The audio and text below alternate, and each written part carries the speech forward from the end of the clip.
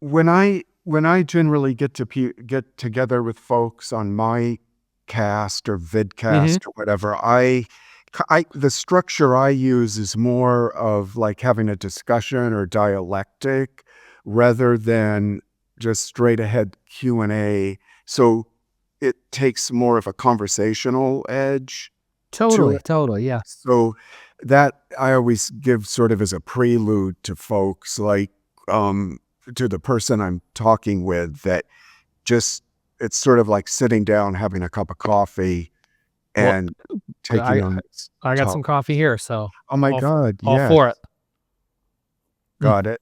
Of course, mine has rum in it for the whole. Well, I'm kidding. Um, so anyway, I will do like a quick intro here to you, yeah. and then I'll tell a little bit about myself for people that are getting this on both ends. But I had invited Seth Werkheiser, who is now running one of my favorite newsletters Gee. on Substack, which is the Social Media Escape Club, which is such a great title. Gives the person everything they want to know right to the heart. And I've been interested in this topic of people disengaging from social media. I think, God, I started ragging on about it maybe 12 years ago, when I started to get an inclination of what was actually happening there. And then I think you would agree that over the last maybe 3, 4 years, the enshittification, Mm, which we can put a link up to Cory Doctorow's definition of for that, sure. which I heard became like Webster's Dictionary Word of the Year, which I Oh, thought was very cool. yeah. But the sort of denigration of social media and its greed in giving people less and less and demanding more of them as their time, whatever, with self promo or being a creator. And to me, it's just turned into a labyrinth from hell, really. So Seth's work is something I think it's important for folks to grasp, embrace, and start to play around with as ways to untangle from that and kind of reclaim their creative life. So that's why I wanted to talk with Seth. And then there's a little bit of an odd angle as far as our orientation because of the way he's working in media. And then my approach as an astrologer that uses astrology for reads on pop culture, tech, everything like that, as well as work that I do with my clients. So I wanted to start, I wanted to start our discussion kind of going right into the dark. Ooh, bring it. Well, I think with your Scorpio rising, you don't mind that I share some points about your chart. No, no, go for it.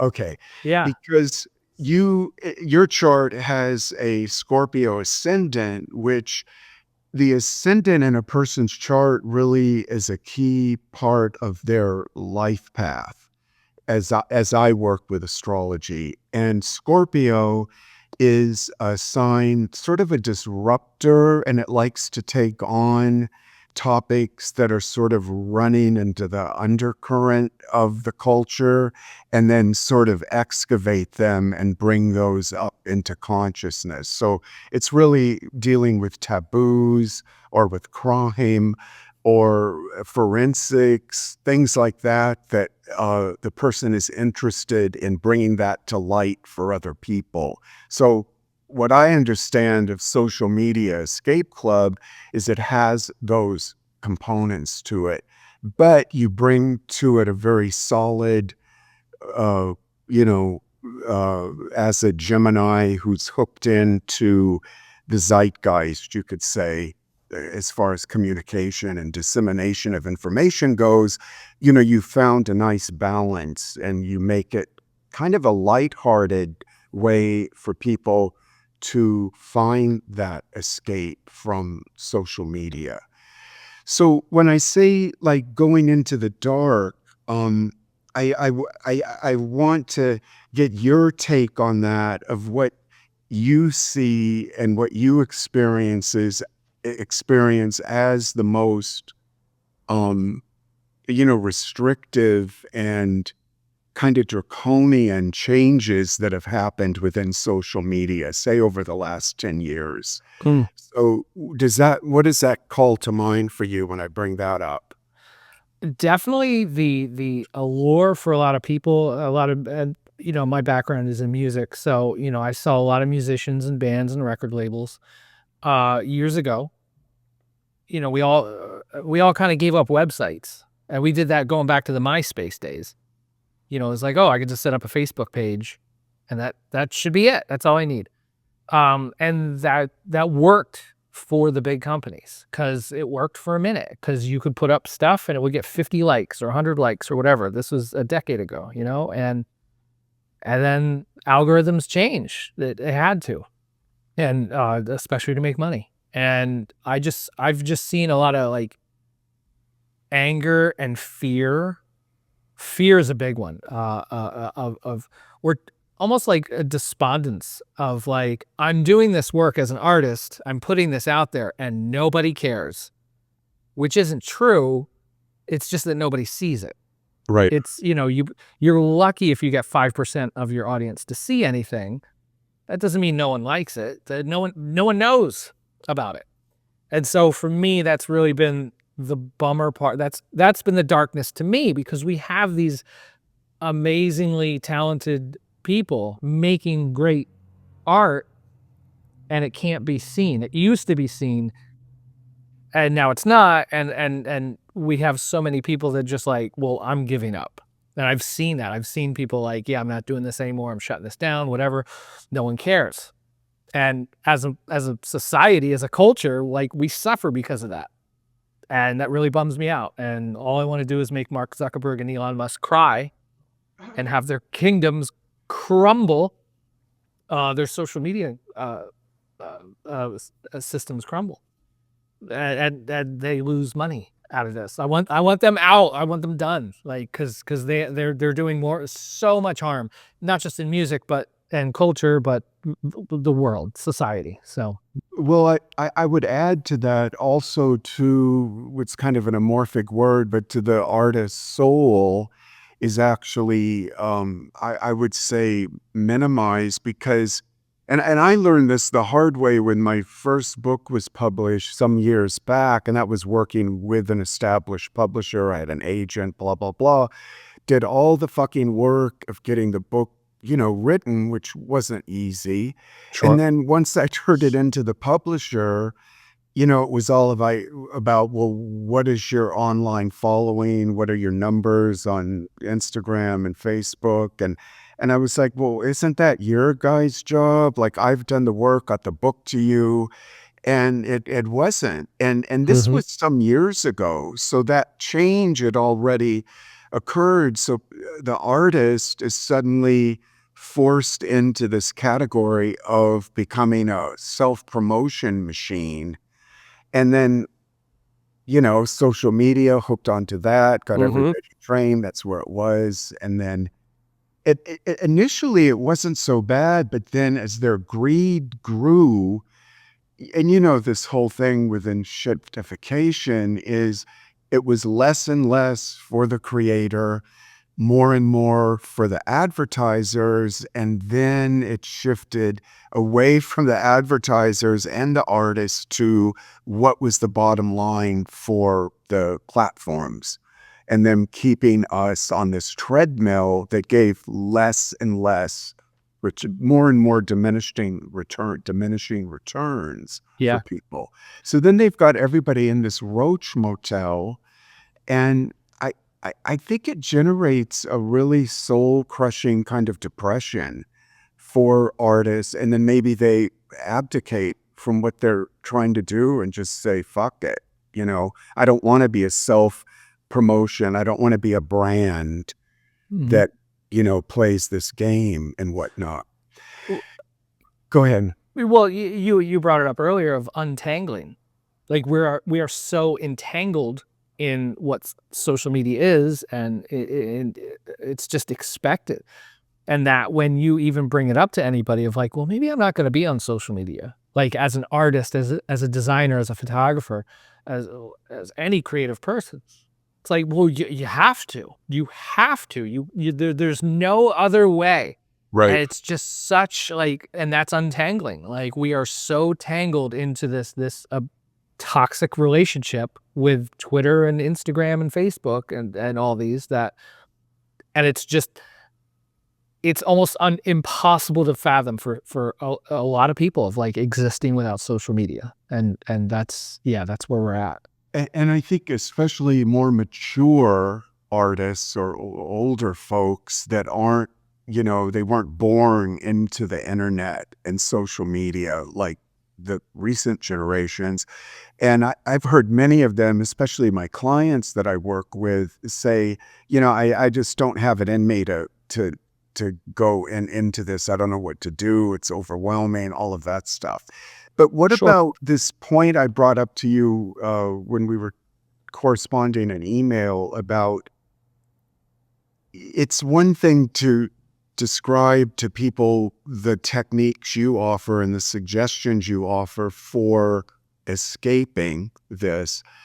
But like I said to you in that one email, this is sort of like asking people to like not be watching films or movies or TV anymore. That we're so enmeshed in that in our culture.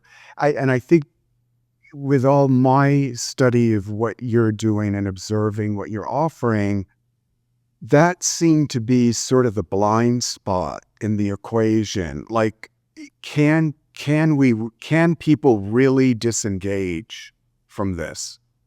And given how our lives are enmeshed in tech, and not only that, how the arts, music, painting, writing, all of that, it's like the heart of all that creatively has shifted to the technological and the digital and special effects and that's where what the pinnacle of an art for somebody, say as an artist, was 80 years ago. Now it's like it's shifted. The zeitgeist is now tech, digital, and all of that. What's your feelings on that idea? Well, yeah, I mean, the big thing I think is like, for musicians, a big part is, what are your Spotify listens and, how many Instagram followers do you have? Same with book publishers, they want to know this. And for me, like, and so if you don't have those numbers, then you can't be in those places. You can't get that book deal. You can't play that venue. And that's just the game. And that you can't win if you don't play that game. And I just really feel like, is that the game that you want to win? Is that the game there's people with these inflated Spotify numbers that can't sell out venues. You might have all these numbers, but you can't sell tickets. Same with these TikTok stars. You have all these numbers, or these celebs with book deals that get big on social media and they're not selling anything either. Like the number, like, have real fans is the biggest thing. That Cassidy from Dedicate Your Life to Music, who's been working in music for over 20 years. The biggest thing, have fans. If you have fans, you don't have to give a fuck about what the label says, what the booker says, what the agents like. If you have fans showing up in front of you and making a buzz that way, like, you can do whatever you want. Is that easy? Is that as easy as like hitting post on a social media platform 10 years ago and it gets 1,000 likes? No, but what are you gonna do? Like, are we gonna keep throwing money at Meta to like get more likes, or are we gonna hop on the next platform? It's that chasing of things and platforms and tech, rather than handing out a flyer to someone. Hey, I'm playing at this venue down the street. Oh, it's not a Live Nation venue, but who the fuck care? Like, I just want to see some rock and roll. Or self-publishing or whatever, like making zines. How many people we see making zines on Substack notes? Like it's like every other post, it seems sometimes, or people making their own photo books. I talked to a Colin a bit ago from Noise. Like he ordered a pallet of books. He never made a book in his life. He never, like, that was his first one. A pallet. None of us are equipped to have a pallet of books in our spaces, but he did, and sure, it would have been great to sell them all online and stuff like that, to not even leave your kitchen and just ship books. That would be great. But no, he had to go and like apply to be at book selling events. And that's how he sold 500. That's how he sold a pallet of books, by kind of pounding the pavement, knocking on doors, being in the right rooms.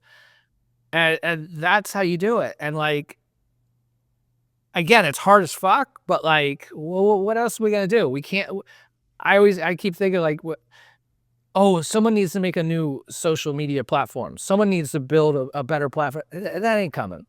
And if it does, it's going to be made by a bunch of rich white dudes that are jerks anyway. And they're going to fuck it all up anyway in 3 years' time. So go busk. Go play a show. Go print a zine.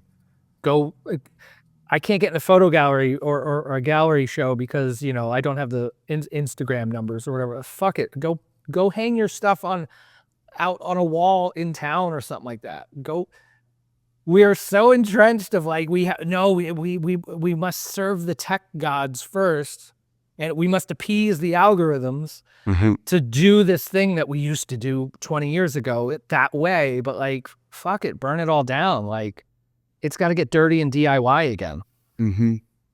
I'm seeing, in fact, it was just this morning when I was putting some notes together to speak with you in this discussion, and I saw, I wish I'd written her name down. She has a newsletter on Substack. I'm having to train myself to stop saying the person has a Substack and say a person has a newsletter on Substack but anyway, and she had a very interesting take on all of this, and I felt it brought a bit of balance to just what you were saying about go out, hang posters out on the street and stuff, because that in itself will take like a major rewiring of somebody's brain, especially younger folks that are trained on watching Kim Kardashian have 8 million followers, that whole mindset. And maybe that can be me, I can do that shit.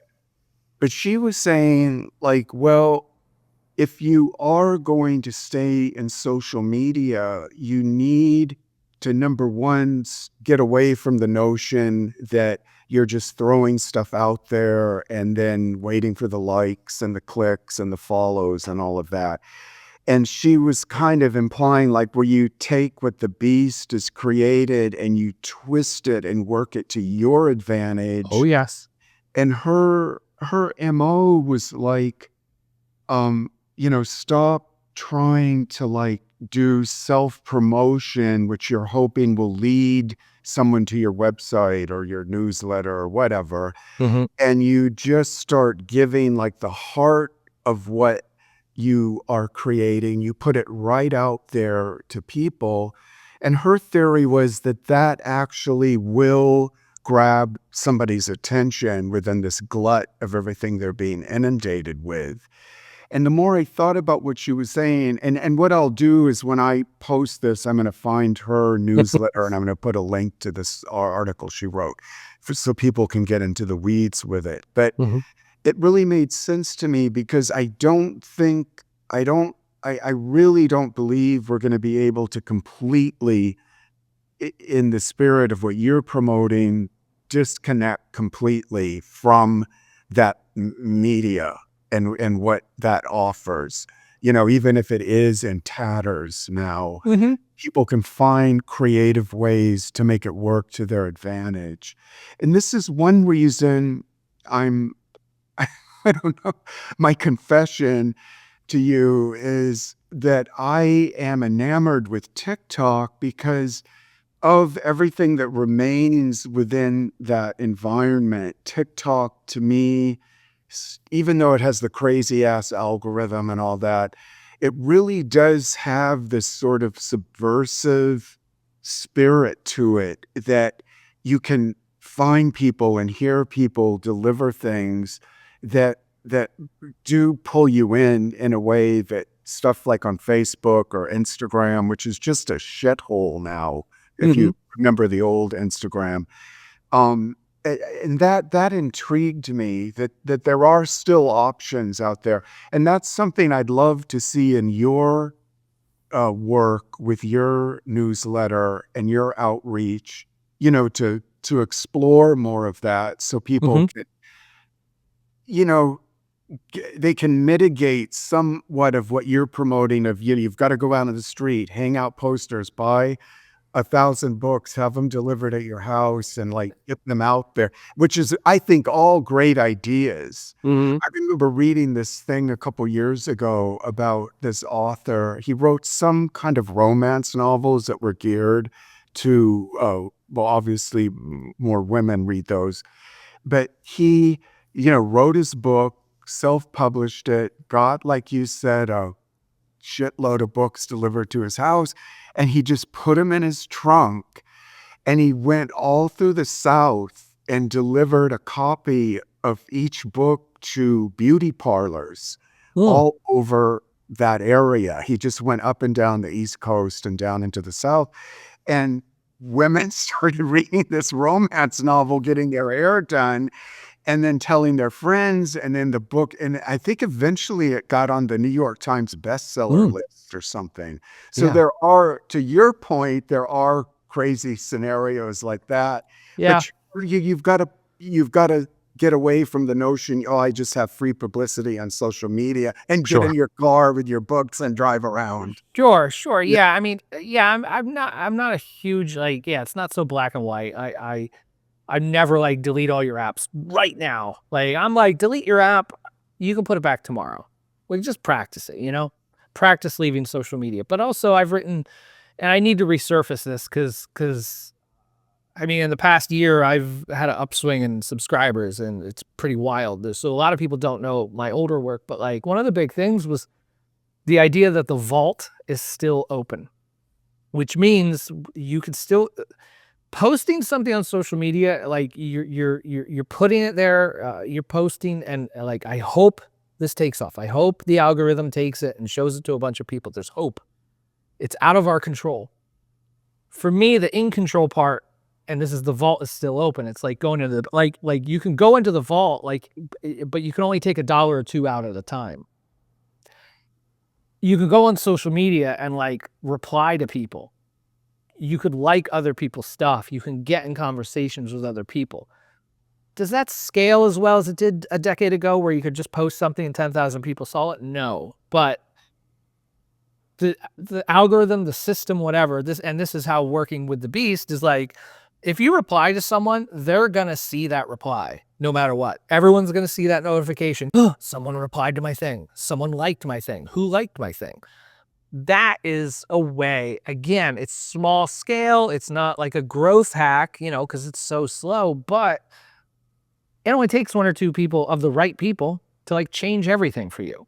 So if you're replying to people in smart ways, if you're reaching out and getting the people's DMs in a beneficial way, that's not just, hey, check me out, that can, yeah, absolutely can work to your advantage. Like the DM game is huge because there's a lot of influential people on Instagram still, or Twitter, or whatever. And like a well-timed message here and there with good intent and not just check me out, like, can change your life. And it has. You and I probably both know a ton of stories of people that have set up collaborations or started working with people, or this person knew that person, they got introduced.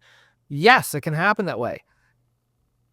It's hard, but so is just posting something and putting your hands up and like hoping for the best. Yes, so this is a great point to elaborate a little bit more on, where you again take the responsibility out of the hands of the platform, because people are trained to think, well, it's connecting me with everybody. You might have 4,000 followers on Instagram and 10 of them see a post because Exactly. of how the algorithm works now. Used to be better there. Sure. Oh yeah. Yeah. But this thing of direct communication, DMs, things like that, that's primarily how I've been working with social media, I would say the last year or so.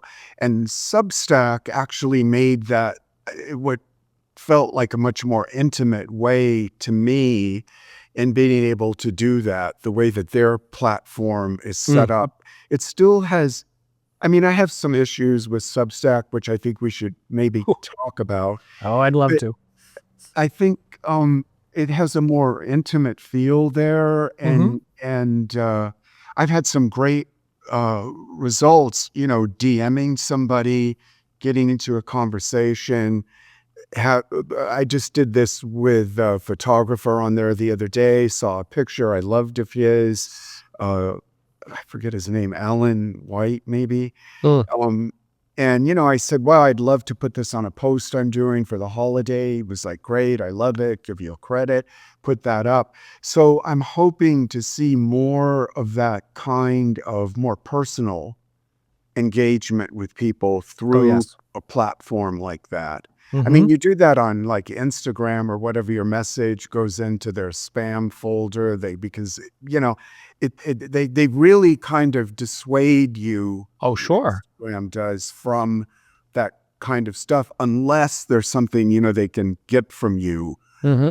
out of using the DM app or whatever. Or you, by just replying though, again, you can't just say awesome post.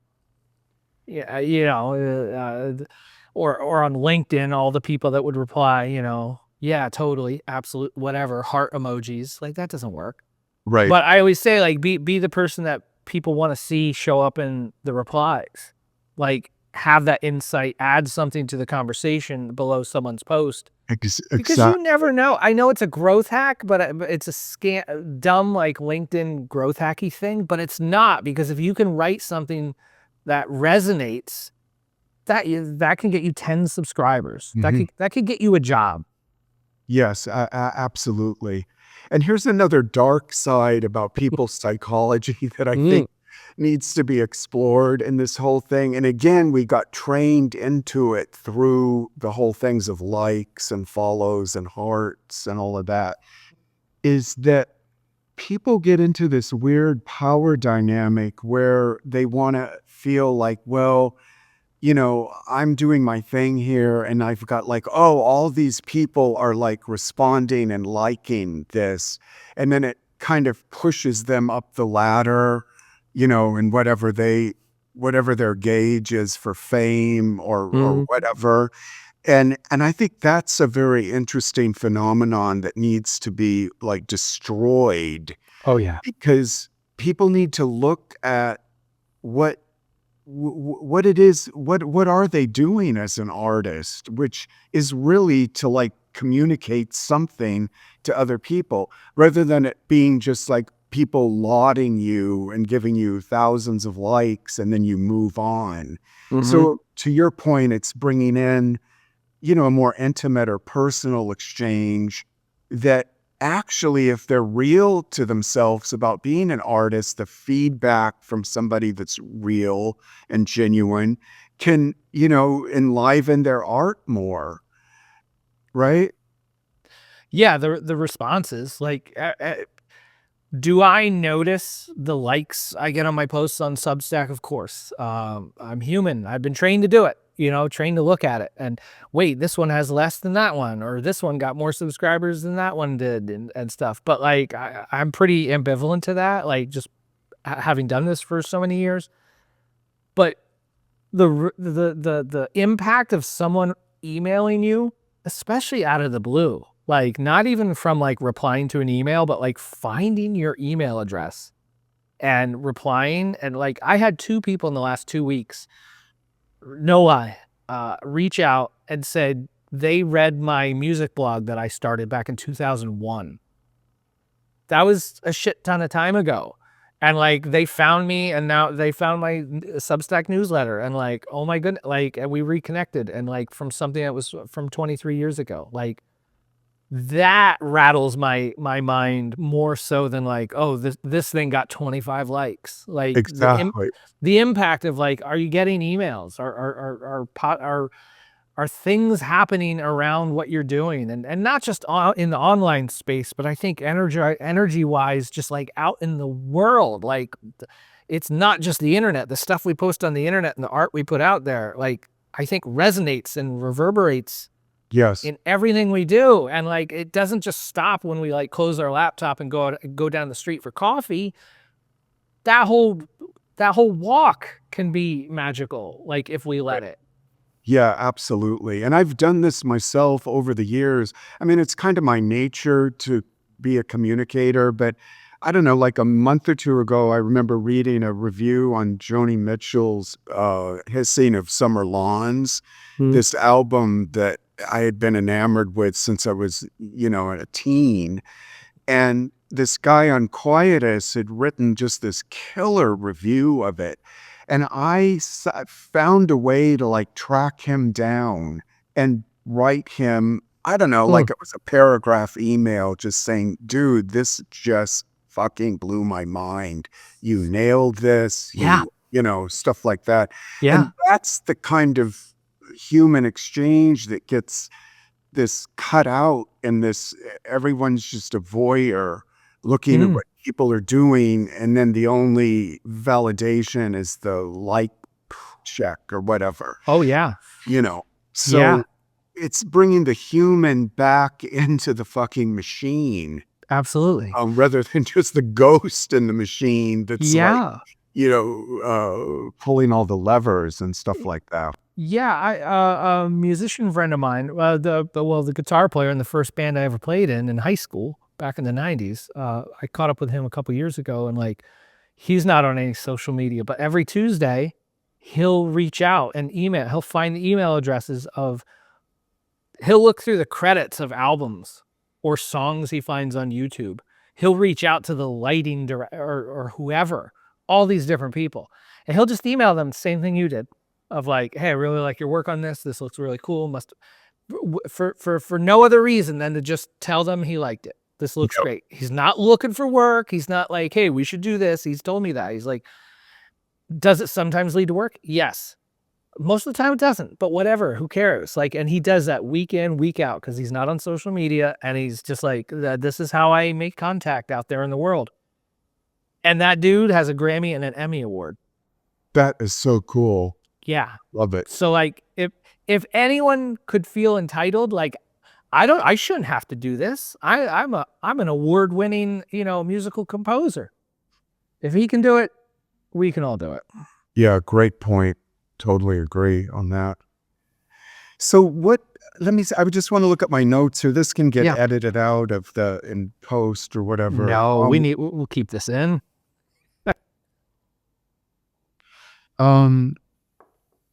What was there some other stuff I wanted to go over about just the preparation for the I'm going to go into a little bit of astrology here, so you've got to Ooh. like bear with me. Hey, yeah, Um, I'll do that. I just want to give, because I know you're not an astrologer, and you probably know about astrology from Bits and zodiac pieces. Yeah. signs, horoscopes in the Yeah. newspaper. Of course, that is just the tip of the iceberg of what astrology is about. But astrology is made like very woo-woo and mystical, and it's actually very pragmatic in the sense that what astrology is a elevated form of like meteorology. You know how we on the planet we are always monitoring the weather, giving forecasts about what's coming, leaving. And what astrology does, it just kind of lifts that view up into the solar system, where we're reading the weather of what is going on with these bodies in space, the moon, our Mhm. relationship to the sun. Um, and if you look at all of that, you can really see our life is completely entwined with astrology, in the sense that we have 7 days out of the week. We all adhere to a calendar, which is the Earth's rotation around the sun, the pull of the tides from the moon. So we're all really enmeshed in astrology, but there's this barrier for people embracing it because of, myriad reasons. It's a pseudoscience. It has no Sure. empirical evidence. It's whatever. But I can say, after having worked with astrology for, God, way too long to give the year count on, it does have veracity. There is something to it. And I bring all of this up because as a culture now, we're beginning to move into, and this relates to technology again. According to astrology, we're getting ready to make this huge transition as the planet Pluto, which as an archetype is more associated with like destruction, regeneration, as it moves into Aquarius now, which is the sign in the zodiac associated with tech, Mm. electronics, invention, everything that, our enamorment with technology has to do with.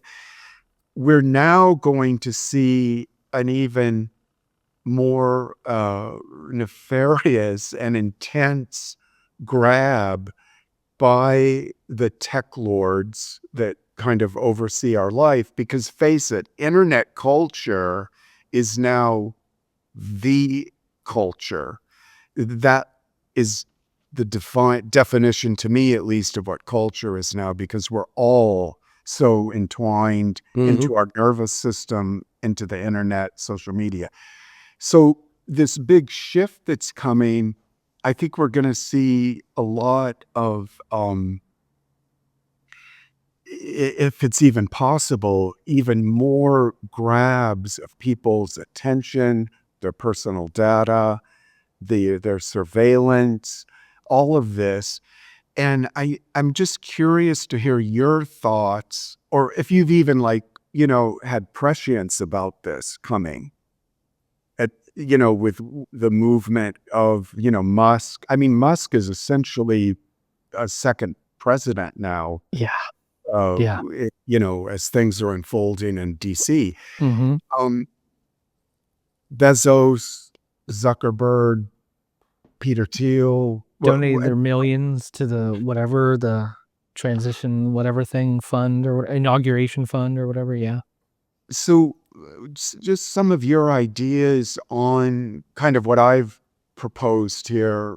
Do you sense that, or what are your thoughts on this evolution of tech over the next 10, 20 years? Oh my, yeah. Well, I mean, I just see it's like that inevitable, like, I mean, everyone's just kind of going along with it, right? Like everyone's just like, Amazon or whatever, Netflix raised the rates again, Disney Plus raised the rates again. This like, and everyone's just like, well, just keep paying it.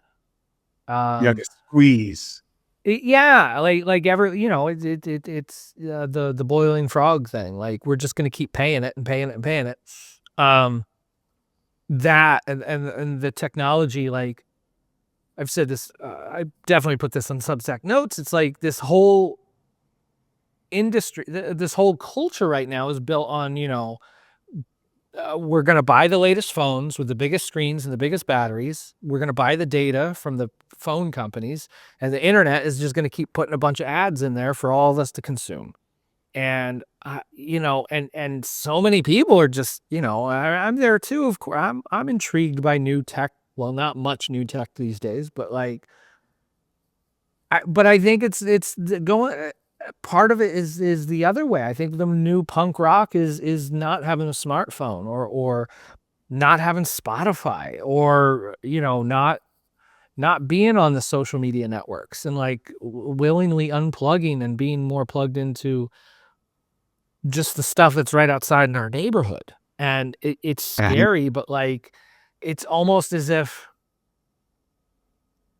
the thing that pops in my mind of my stint as a born again Christian was, the mark of the beast. You got to, and you're going to have it, or you won't be able to buy things or something. That was a cloudy time in my life, but it's just like, yeah, it's like, if you don't have a smartphone, like, it can be difficult to travel. If you can't scan a QR code, you can't see the menu at some restaurants. If you're not carrying, like, there's cashless, there's places that don't take cash. And it's like, what is going on here? And and everyone just kind of keeps going along with it. And I don't know.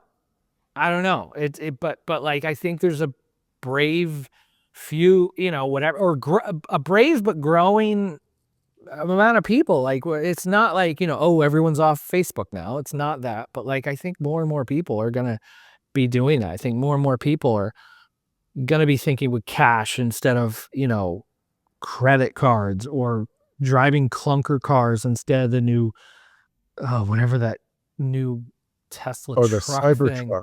Oh, there's The one of those in beautiful town. Every Cybertruck. time I see it, I Tech, just want to throw a wrench at it. Like, Seth, we can it's take this out despicable. in the Like, so post. I don't know. The technology. No, I Yeah. mean, on my end, I'm having a hard time understanding you because you're freezing a lot. Okay, I'm sorry. Yeah. I don't know. You're saying that's going to be safe going up to your computer? Yes. Yeah, With it'll the all be clear. Yeah. Yeah. Oh, okay. Okay, we can nix that out because one thing you said that went in and out was about the mark of the beast, and I was like, oh my God, that sounds great to go into.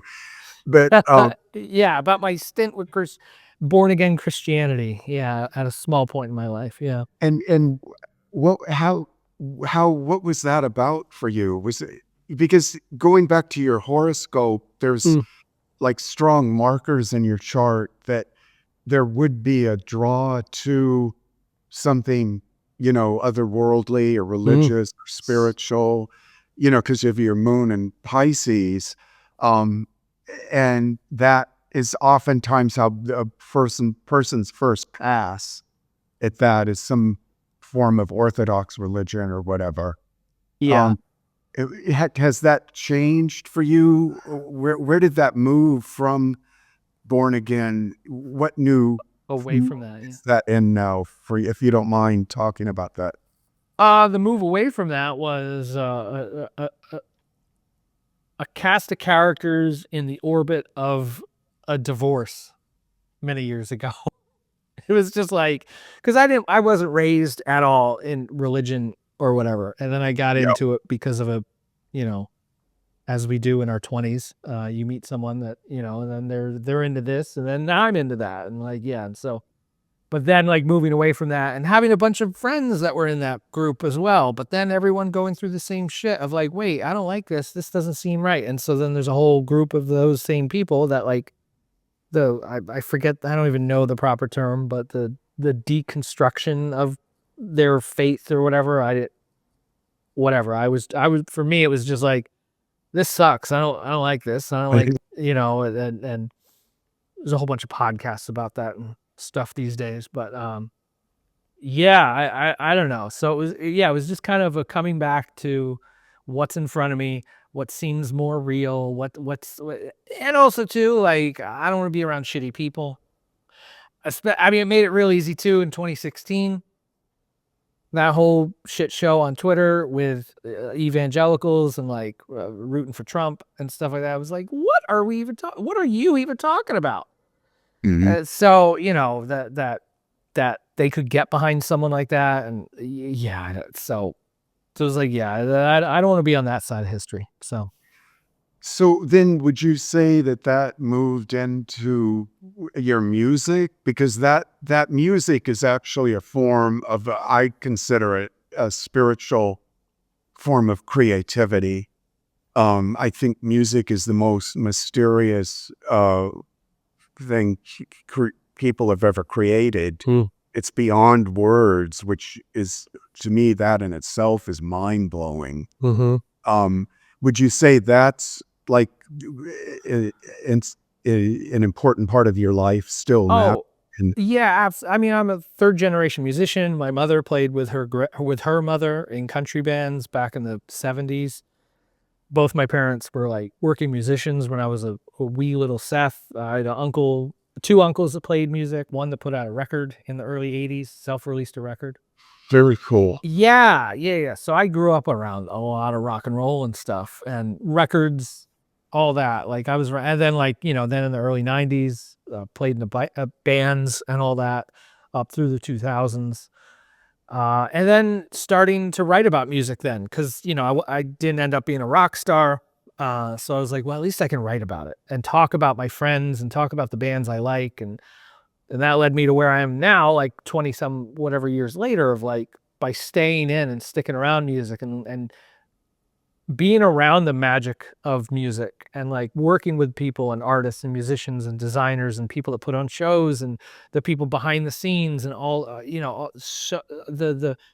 the armies of everything that make music possible, behind the Yeah, that scenes. machine. Yeah, total machine. Yeah.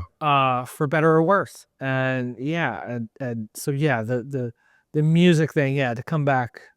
I don't want to say like music's my religion, but music's a major part of who I am. Like I live and breathe music. So Yeah. Well, you could replace religion with philosophy or sure. Walking in the woods is my religion, I guess. Yeah. Yes. I don't know.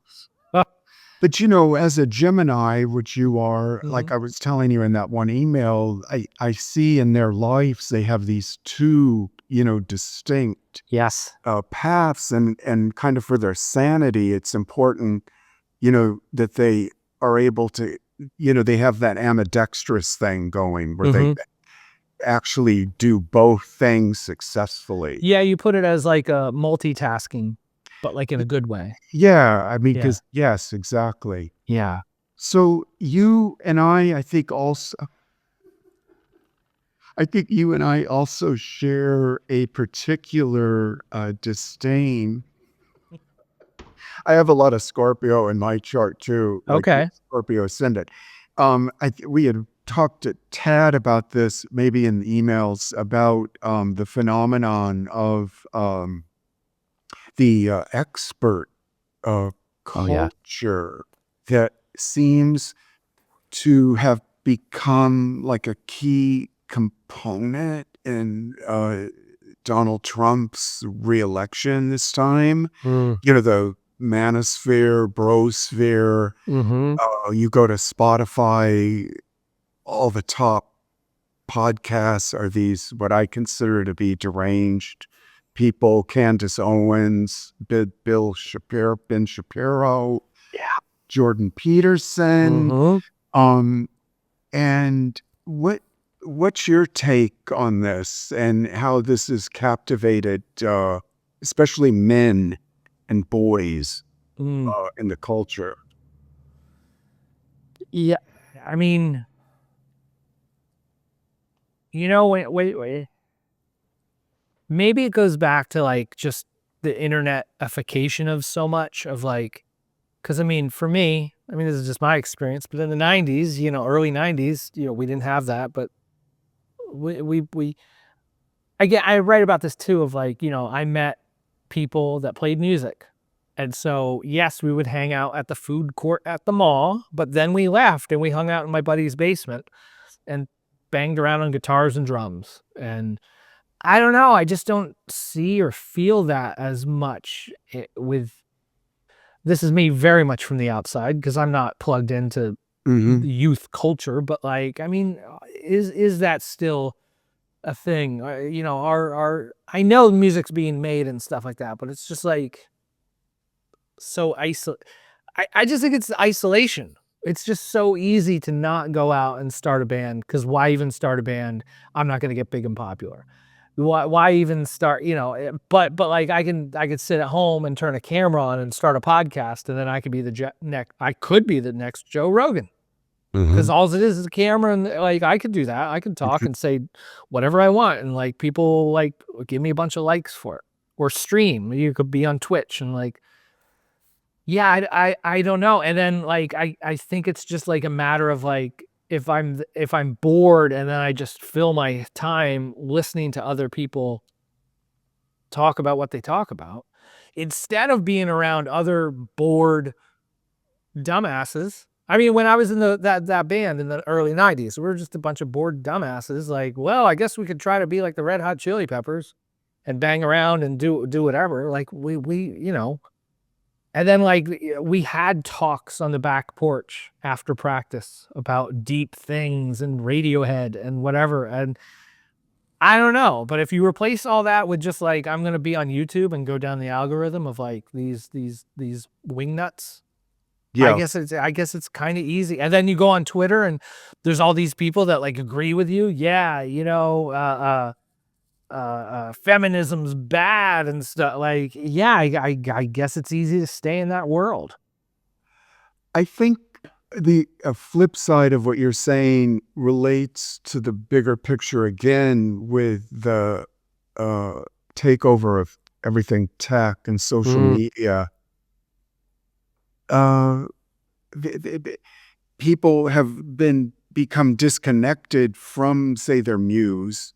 And so this is why there's just this glut of these experts that are, grift. I consider it a form of grift, basically, where, they're telling everybody, not necessarily Joe Rogan or whatever, but there's this whole like the gurus. Yes, the gurus, and it just, to me, it's very frightening because it's like, my God, how disconnected is a person, become from their own gumption and their own, well, again, creative drive. They're kind of frozen and then just imbibing all of this stuff. And I think that's always been there from the beginning of time and culture. Like I told you, my dad, I remember these books he would read, like, how to win friends and influence people. Yeah. Never eat alone. Yeah. So there's always that part, but to me, it's just exponentially exploded now. And I connect it to the loss of a person's connection to their muse. Oh, yeah. Which, when you're creatively possessed, you don't, you might get some tips here and there from somebody, but you're much more devoted to getting out of your system, your book, your painting, your garden, your recipe, whatever, than just sitting there passively listening to these gigantic narcissists, So it's a very odd phenomenon, and I can't wait till it passes, if it ever will. Yeah, because again, it's how was Justin Bieber discovered? Oh, he was on YouTube, right, or whatever, and then he took off. And like, well, now I could be on YouTube, and someone could discover me, and I could take off. But like, no, like yes, that happened. And there's other artists that you and I both know that struck it big because of the internet, because of social media, whatever. But like, yeah, and people win the lottery. And a lot of us don't. Most of us don't. Like, that's how the lottery still exists. That's why how gambling is such a thing. Because a lot of people don't win at it. And everyone's just kind of like enamored by the few people that Corey's post about and shitification of like, someone won the big teddy bear and they're carrying it around the carnival. Oh, look, I can win the big teddy bear. And I'm going to go over there and play it. And you're not going to win the big teddy bear. And like, everyone's chasing the big teddy bear. And also too, because it's so low stakes. It's a couple bucks. I throw a thing. If I don't win it, it doesn't matter. Whereas like, if you take a chance and like write a song and like go to an open mic night, or you try to work up 5 minutes of material for some stand-up stuff or whatever like that, that's just scary. It's very scary. And like, I don't think a lot of people want to do scary shit and be laughed at and not be good at things in public. That's such a good point, because again, we're presented with these Justin Biebers, or I don't know, there's all these people, like you say, discovered on YouTube and blah, blah. I don't know how long their careers are going to be, but that fame draw, the Warhol, 15 minutes, everybody's going to get allotted thing, that definitely like got huge traction in the advent with social media, kind of taking everybody's attention over. And I think one last thing I'll bring up about this was the impact that COVID had Mm. on driving everybody back into this kind of passivity. And now it's been difficult for them to get out of it. And to your point too about putting yourself out there, being willing to be a failure or not be perfect or Mhm. um that but that's a rite of passage for any creative person is they must, I mean, unless they're like a child prodigy or something, Sure. they must go through that. And then the feedback and the dialectic with their audience or whatever is crucial Mhm. to them, developing. I remember this great interview with Joni Mitchell where someone uh, asked her, like, well, what advice do you have for a novice songwriter or whatever, singer-songwriter? And she said, well, I can only speak for myself. And what I did was I found people that I was drawn to, and I tried to mimic what they were doing to get down what they were doing. And I'm paraphrasing all of this. And she Sure. said, and then I just started to set standards for myself that I kept working and working, to reach Mhm. that. And then basically unhinged from whoever she was, you know, mimicking or being, influenced by. Yeah. And that helped her develop her own voice and style and everything Yeah. like that. Well, I mean, that band, again, my experience, that band I was in high school, with that dude that I talked about that went on, won a Grammy and an Emmy for like that guitar player, Tim Day. Fantastic. He was so good. And Johnny Rydell, who, rest in peace, he passed away a few years ago, but like he was amazing. I was just a bass player because I couldn't hack it as a guitar player. I was like, I'm in the room with these amazing musicians. Like, I think it's a part of that too, is just being in rooms or being around people that are a step or two or three above you. Like I've been made a conscious decision, like intentional decision to just be around people. Like I've hopped on more Zoom calls, group Zoom calls and stuff like that, taking a chance of like mastermind groups kind of thing. Like it sounds cheesy, but it's like, oh, let me get in a room with a bunch of smart people and see what happens. Like because I've never done it before. Yep. So especially on the Zoom front. And going back to your point of like, everything needs to be so perfect. You and I see these amazingly perfect YouTube videos with the lights and the sound, and it looks great. It's edited. Yeah, it's all edited.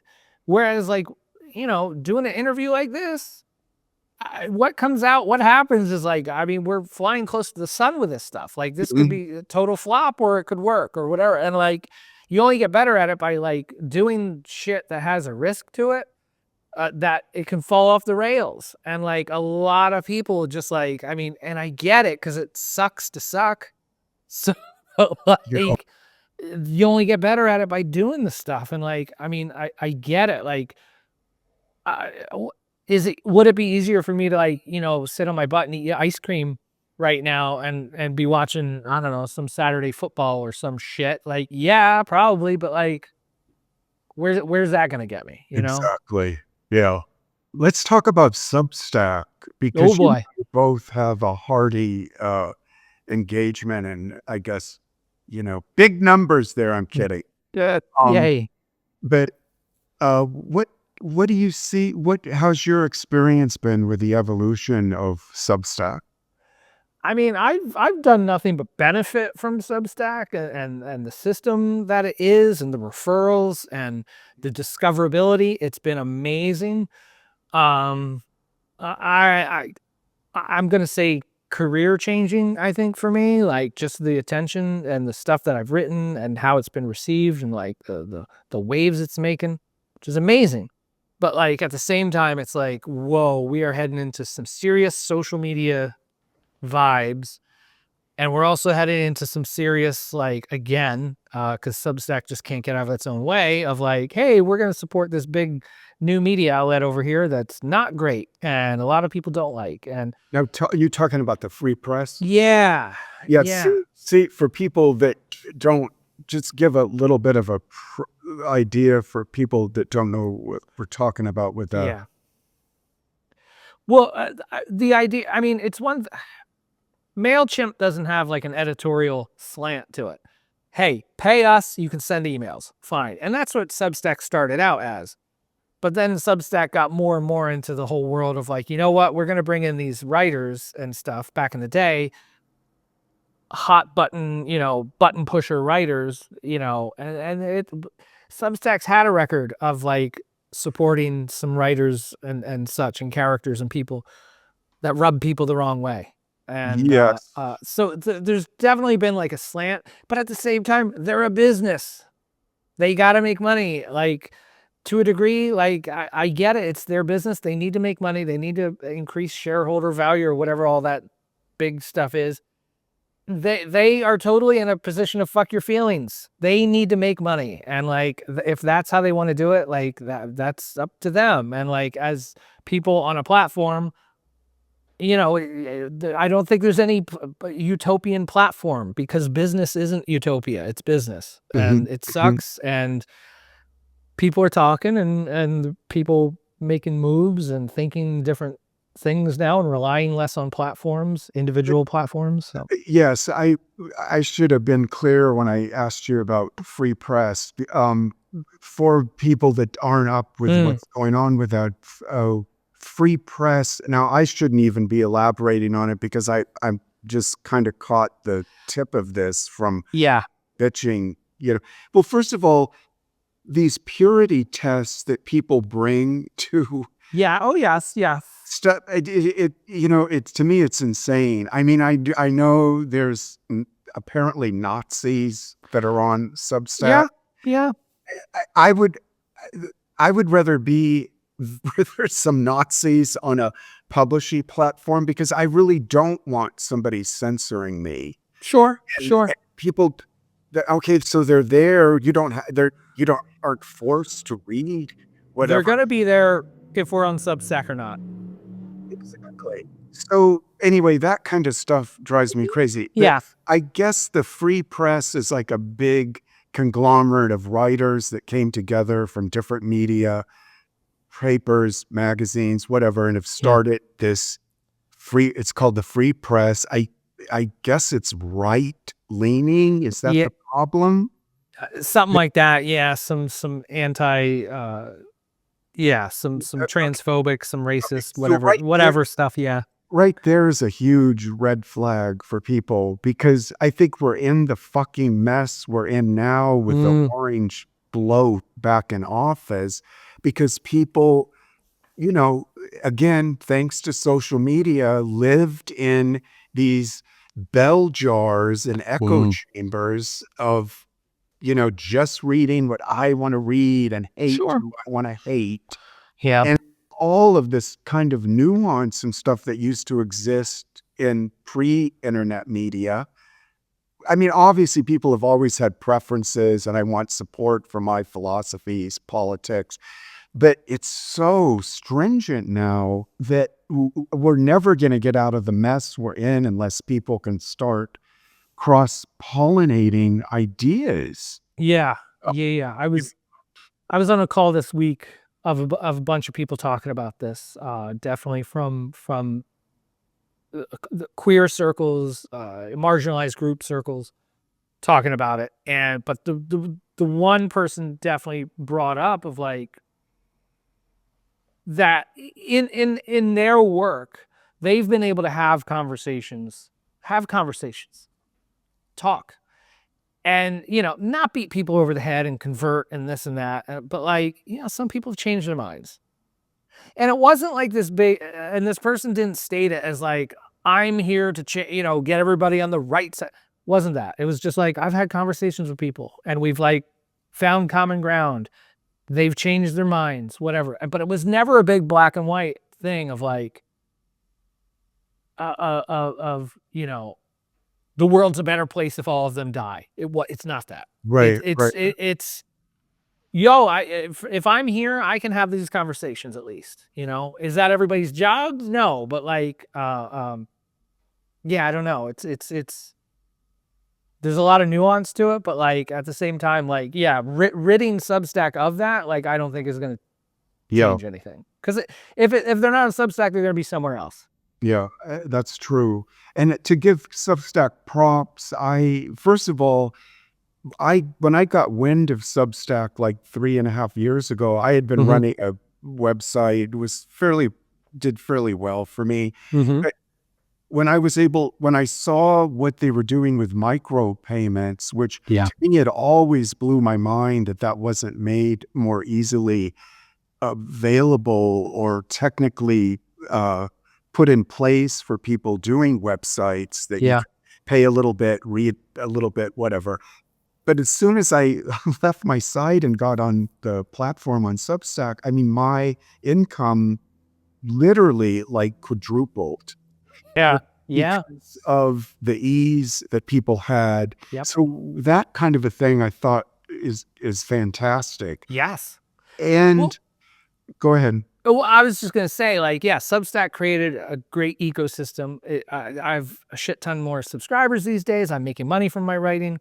It's opened doors for me, and like, they made this great product. Like, why should only the bad people or whatever be able to use it? Like, I have to now go find someplace else, or I don't know. They're like, I want to be here because the tools are really good and stuff. So, Yeah, and the like, people, I generally, oh, the people are to the points we were making earlier, the ease that you can DM somebody mm-hmm, or not be inundated with advertising, or mm-hmm, Elon Musk isn't, hovering over you with this bullshit. yeah, Like that to me is very valuable.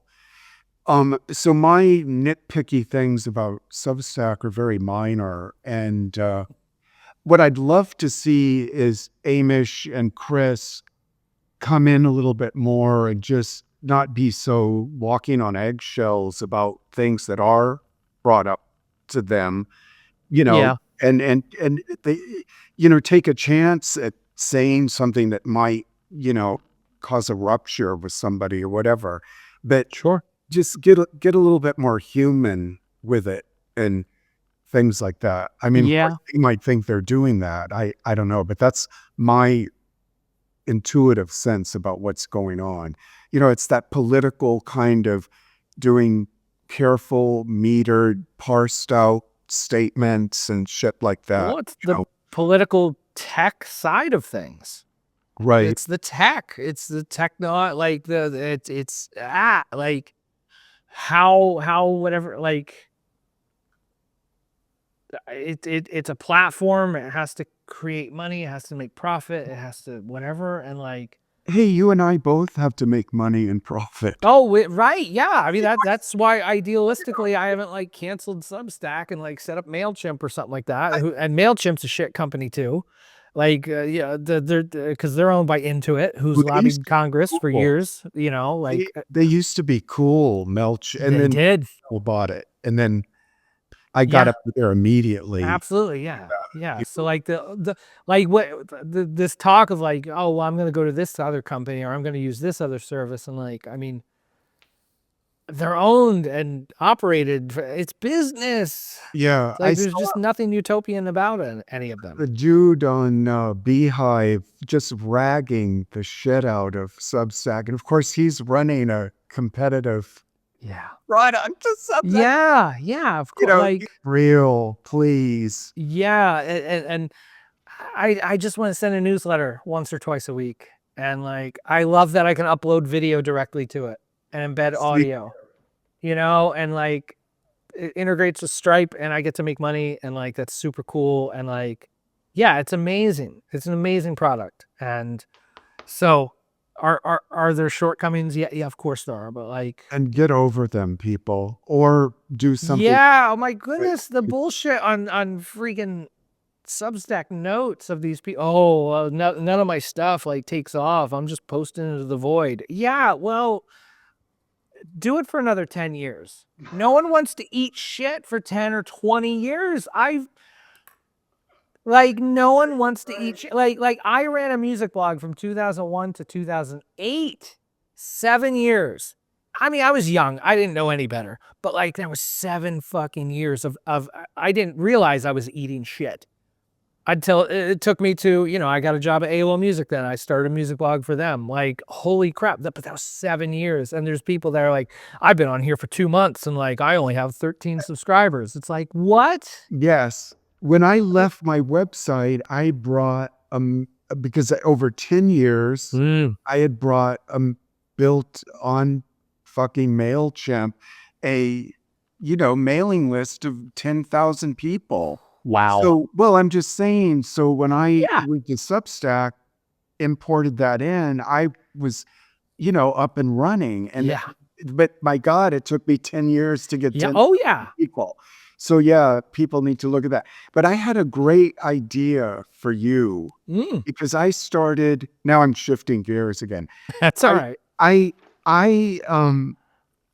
had started, I did a post on Notes the other day, just sort of like pulled it out of my ass about AI art. Oh. And I don't know if you saw that, but somehow that kind of went viral on there, and I think I did. Yeah. spread across. And because I'd worked as an art director, still do Yes. for years, I was just explaining in detail what is so hideous to me about AI art. And anyway, so that got this incredible dialogue going back and forth. And then one of the things that was born out of that dialogue, to your point again about people, having meaningful conversations, Yeah. was, and here's where I was thinking of you, someone needs to, or you might have the resources with your peeps that you are connected with.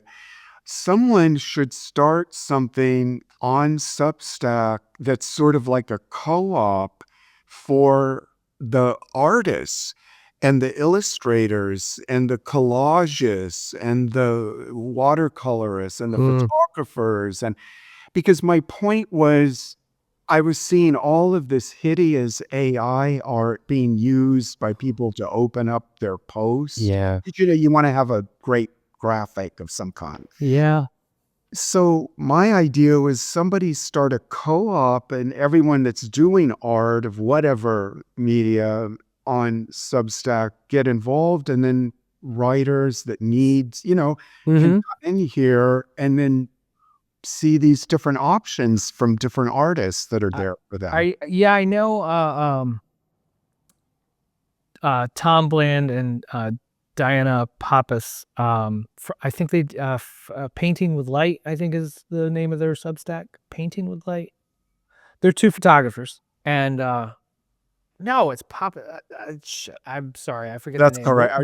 We'll get it right in the post. Yeah, we'll link it correctly in the end. But no, they offered their archive of photographs for people to use, here and there to work collaboratively with, and they've been able to do that. So then their photos then lead, the post that this writer or 2 or whatever would use. But yeah, to your point, like, yeah, it's like there's nothing, there's AI, and then there's like Getty images. And it's like, wow, there's such a space in between that, like, I mean, yeah, photographers could come together. I mean, to a degree, like what Pexel is kind of that. That's some real photographers in there and stuff or whatever. But like, I mean, it's pretty fancy stuff too. But I mean, I just flashed on an image I saw the other day in town. Somebody had sprayed on a giant dumpster. It said Getty image, because like you see that on every photo you see nowadays. It's like they've watermarked it. Oh, sure. Yeah. They own the complete visual world. Yep. Maybe this would be something like for Substack to take on, where they set up a collective and then people post, and then people can go through there like, Unsplash. Well, I think I've seen some photographers talk to one another about getting their photos on Unsplash or Pexels or whatever it is. Yeah. But I'm saying it could be done in Substack, and then with Well, their savvy with y- monetization stuff, yeah. be, you could pay like $1 or $2 to use someone's photograph and then put it on your. Oh, but people want to pay a flat fee and be able to read paywalled posts, 50 of them a month, like they want that too. Like that's never going to happen, but Right. yeah, once we start working money into this, I mean, it's hard enough. Speaking of the artists, like, I I'm, mean, yeah, I wish I'd love for more photographers to make money know, for all this, but well, it can be like if you look at my Substack, I mhm, use public domain images, mhm, old Victorian woodcuts and yeah, shit from NASA that's free. And yeah. most museums have just all of their stuff's open to be used, with an acknowledgement and stuff. Yeah. Flickr, the Creative Commons. There's a Yeah. lot of stuff on there. Yeah, there's so much to work with, and I just we're hope to just putting see. stuff into AI bullshit machines. Oh So my God. I if I see any more mid-journey shit, yes, I'm it's gonna like wretched. It's pour it. yeah, it's horrible. And I feel bad for people listening to this and they're like, gee, I use some of that stuff. And Well, I I mean, get it. I'm You need it. sure. I mean, we've I've done some dumb stuff over the years too. I remember in my blogging days, I remember one time using a photographer's a photo from a show without permission, and I got beat to shit on that one. Like And that was not already fun. I rightfully had to write a check afterwards. Like, hey, thanks for letting me use your photo. right. Like, Yeah, I always attribute and give, credit or, if it's yeah. a collage I've put together Mm-hmm. or whatever Mm-hmm. and stuff. Anyway, so that was one interesting idea I thought I'd throw out.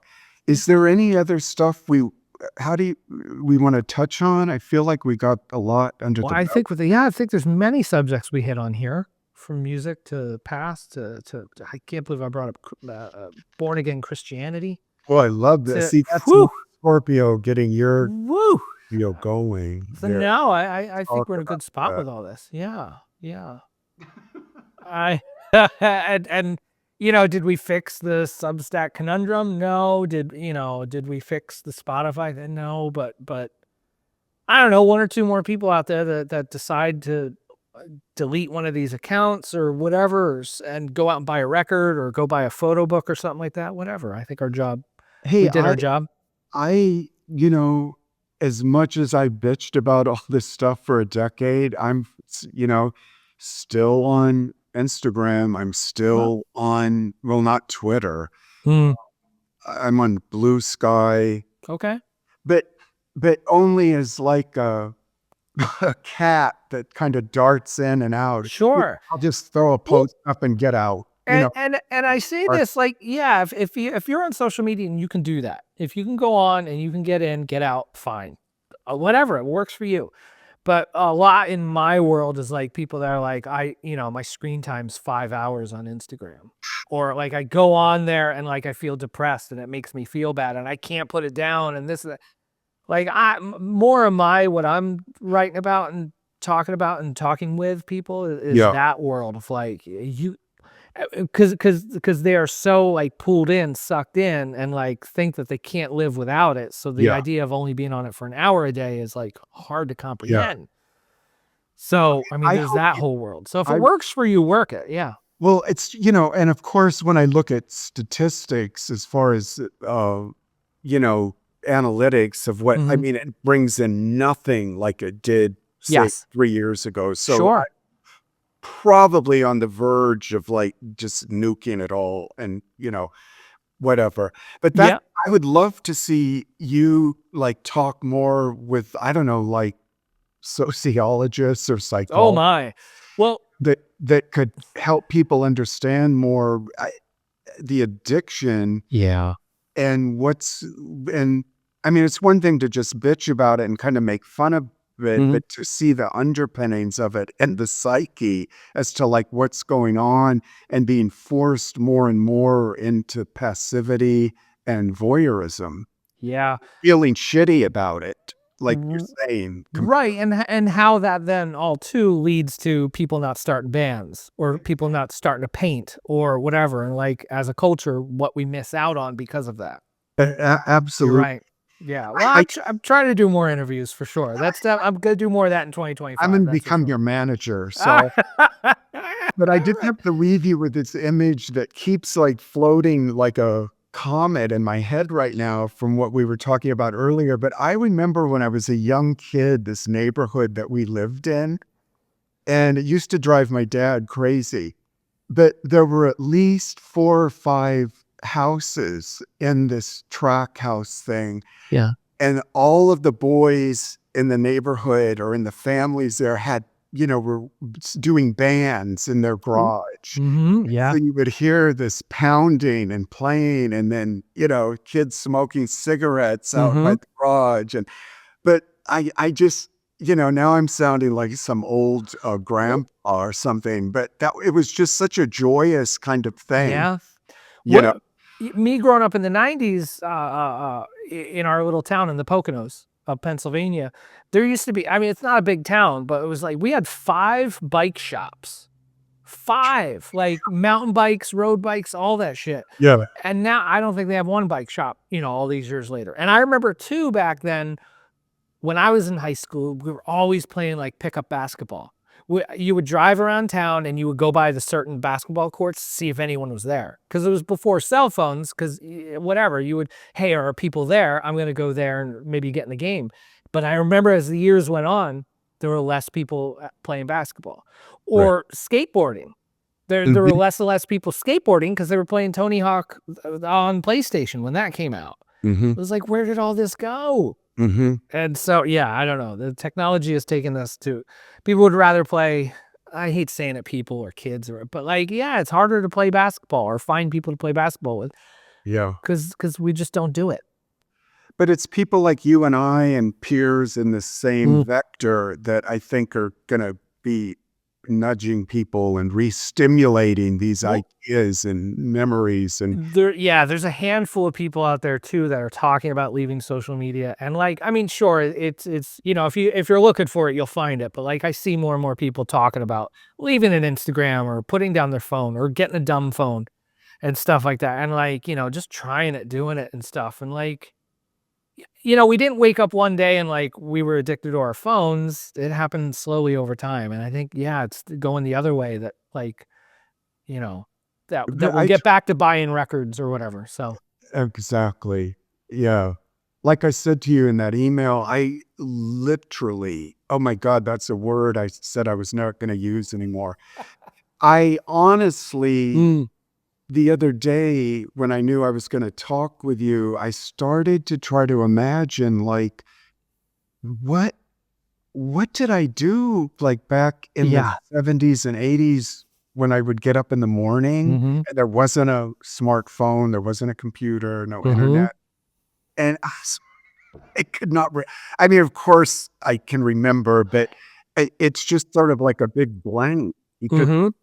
How so much of this is like pushed its way, into the current brain cells that are still active, and the apps and who benefits from it. It's the cell phone companies. It's the providers of the data. It's the advertisers that we look at every day, like unwillingly or whatever. And like, it's wild. And to think of like stepping away from that, of like, plugging our phone in the next room. So when we wake up in the morning, we just go for a walk instead. We go down the street for a bagel or something, and we have no idea what's going on. None. Exactly. It's like Fran Lebowitz says, if you're here like this, that is your entire world. And then everything else is going on out here. But if this is it, that's pretty limited. I find myself, when I get in my car, like before I turn the car on or I'll warm the car up, I got to look at my phone. And like, I'm looking. I don't even know why I'm looking. But then I catch myself of like, wait, when I put down the phone and I'm like going to put the car in gear, I'm like, whoa, wait, I got to look around. Like I was just in this world. Yeah. Like, I don't know if there's someone like, and I'm like raring to go, put it in reverse and go. I'm like, no, I need to check my mirrors, you know, where, you know, like, Not cause run it's over a small child. right. Or back into a car or something like that. It's terrifying. It's so easy to get sucked into our phones. So It is. yeah. Yep. Well, So Seth, thank you. As this has been absolutely. a great discussion. I've really enjoyed this. And Me too. let's do it again at some point. Checking Absolutely. Pluto and Aquarius destroying the tech. Absolutely. Like what today is what's today? The winter equinox or Oh, yeah, the solstice, solstice, the sure. return of the light. See, Yes. we're on the ascent now. Right. So, hey, I think the spring whatever equinox or whatever it's called, That's in March. Yeah. March. Yeah. Well, I mean, we're gonna keep talking. So yeah, Yeah, let's see good. where all this leads for All sure. right. For sure. Great. Have a good Christmas too. Yes, you do the same. Happy holidays. Be safe and merry. And everybody out there. All right. Absolutely. Cool.